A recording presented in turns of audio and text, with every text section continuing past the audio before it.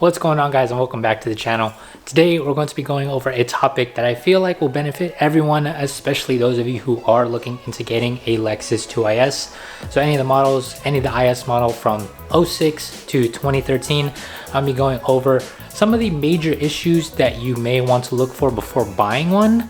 These are based on personal experience that I went through and also some things I've saw on the forums, as well as videos that I've seen on YouTube and as well as Instagrams. There may be some stuff that I miss out, so if I am leaving anything out, definitely leave a comment in the comment section down below if you guys do have one. But yeah, enough of me blabbing, let's go ahead and get right into it. All right, so we're gonna be starting off in the interior, and one of the main things that you guys wanna look for is either the melted or the sticky dashboard or the side panels on the doors. The reason why this happens is because of the material used for both the dash and the side panels is because it reacts very badly to the heat. So if you guys live in any hot or humid areas like Arizona, Florida, Vegas, any type of those areas, make sure you guys pay attention to that. It's not something that you can miss either. This, like if you look at mine, it's like if you dig your fingernail into the side panel or even the dash, you'll see it sink into the material, which is definitely something that you guys can easily check out for. With the dash, you guys can easily just get a cover from the driver's side all the way to the passenger side, so it'll cover most of it and it'll cover anything that is on the dash that is melted. With the side panels, it may be a little tricky. You may have to take it to Lexus and have them replace it themselves, but you guys can always check for the recalls either on Lexus.com or just by searching for it. And that's something that I didn't want to bring up. The cool thing with Lexus is if you do have the VIN number, or if you can get the VIN number from the seller, you can check on Lexus.com to see what the service history is when it's been taken to the shop. If the service is done at Lexus, all of these service records will be there and you will see them in a list, which is definitely came in handy for myself when it came to any service history. So definitely take a look at that, and even any recalls. You can just search up the internet. I'll leave both links in the comment section in the description so you guys can take a look and make sure you guys stay up on your service history. So the next thing I do want to cover in the interior, it's nothing too major, but the stock rear view mirror. There is some discoloration that you guys may see that is pretty noticeable, but it's definitely something that you can take care of yourself. But let me show you guys. So as of right now, I do have a Broadway mirror, so it covers everything from the rear passenger door all the way to the driver's side passenger door. So that's really cool, and it covers the rear view mirror. But if you go ahead and remove it, so my rear view mirror isn't as bad, but you guys may see some black streaks or even some discoloration from the rear view mirror. If you see the Broadway mirror, it's very dirty, excuse me for that, but it's pretty easy to see everything. It's super clear. But if you go to this one, it's a little discolored. It's not as bad as I've seen, but I'll throw up some pictures so you guys can see how it looks like and make sure you guys take a look at it. But it's not too bad, and you guys make sure you definitely want to take a look at that before buying one. And these are definitely a good option. I really like this one. I've had it in all my cars, and I can make sure I see everything within my blind spots. You can find this on Amazon for less than 20 bucks. So if I recommend anything, definitely get a Broadway mirror. So the next thing you guys want to make sure you check on is actually this side mirror. So I know some years do have this issue where it's very flimsy and there's something that goes wrong with the side mirror where it'll just move and it won't lock into place. The locking mechanism it doesn't work. And I actually had this issue happen to myself a few months back. I'll link the video up here so you guys can take a look at it. But I was moving it around and all of a sudden it just wouldn't work. I think I was replacing the puddle light underneath the mirror and the shaft or whatever was in here just went out on me.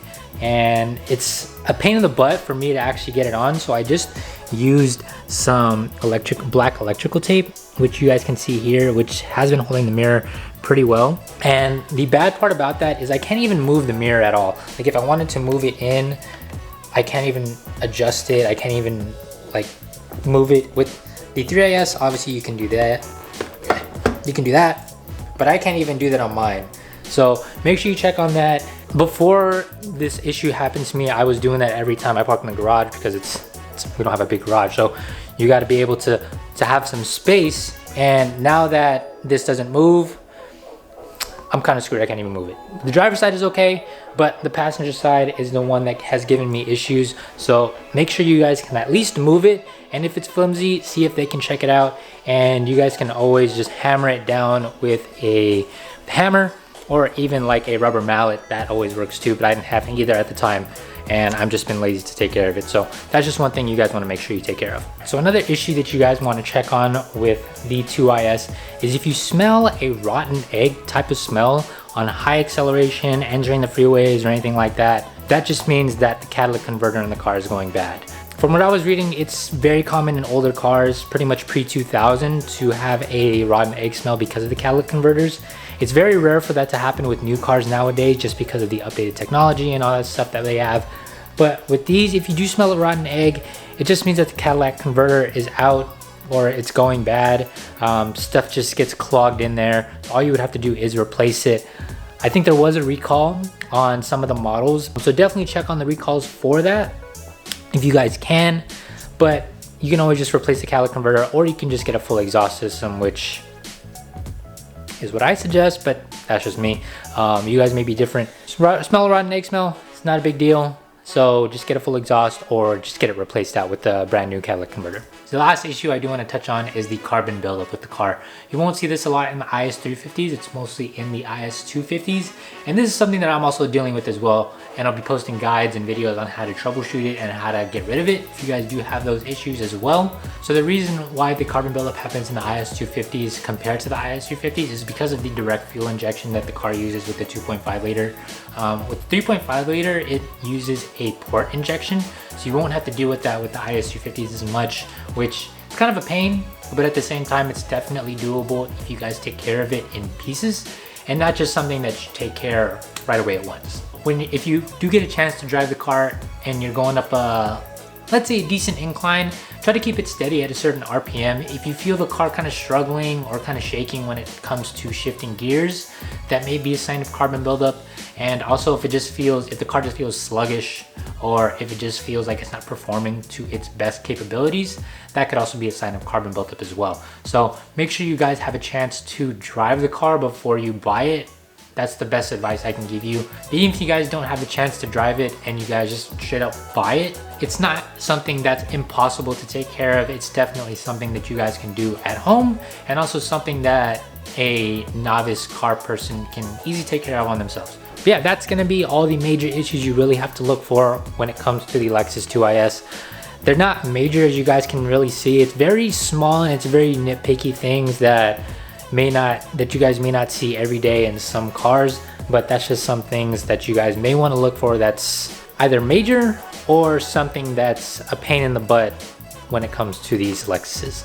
Overall, I really love my car. When I bought it, I didn't have much issues, but I am taking care of these now. So definitely subscribe to the channel. I may be going over some of those things and some of those issues if I do ever run into them myself. So definitely stay tuned for that. And like I said earlier in the video, I'll leave some links in the description down below so you guys can check on where to check for the service history, as well as some of the recalls of the TSIBs for Lexus as well. If you guys enjoyed this video and if you guys found this helpful, definitely give this video a big thumbs up. And until next time, I'll see you guys in the next video. Peace.